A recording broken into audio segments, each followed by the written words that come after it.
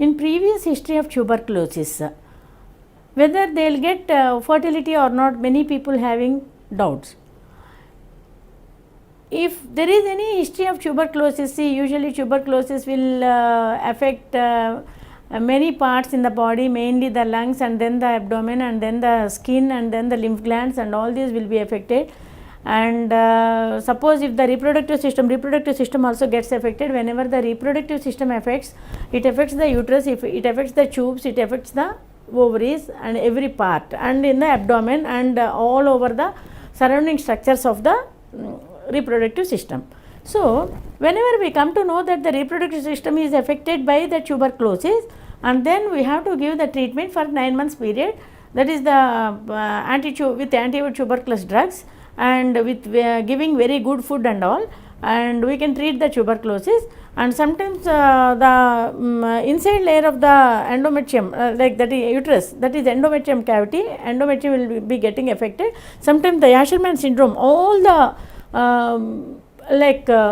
tissues, like so much formation of the foreign body tissue and the infective tissues, and then it gets many people will not even get the periods also. If really they are getting period, it is very good. If they are getting a scanty period, little bit enhancement of the period we will do, and we will do the reproductive procedures, ART procedures, and we try to give the good result.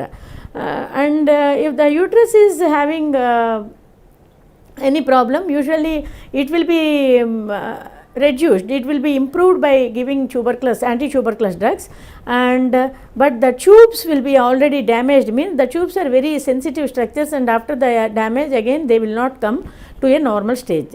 So the tubes will be suppose it depends upon the tubal problem. Actually sometimes the tubes will become very tortuous, very thick walled, and inside all flagella and cilia will be spoiled, and sometimes the fimbrial ends will be spoiled. So that what we will do, sometimes hydrosalpinx may occur, pyosalpinx may occur. So we don't want the tubes, immediately we will clamp the tubes, and sometimes we may do salpingectomy also.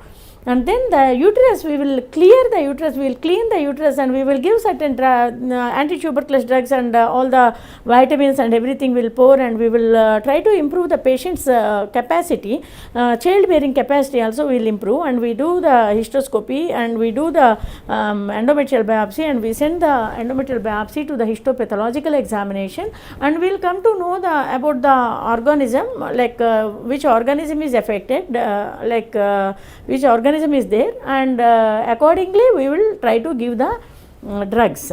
And then many of my patients have got pregnancy, and they have got babies also, even they are suffered with the tuberculosis problem and with that infection, and we treat them very properly, and then afterwards we will we have done so many ART procedures, and all our patients have got pregnancies.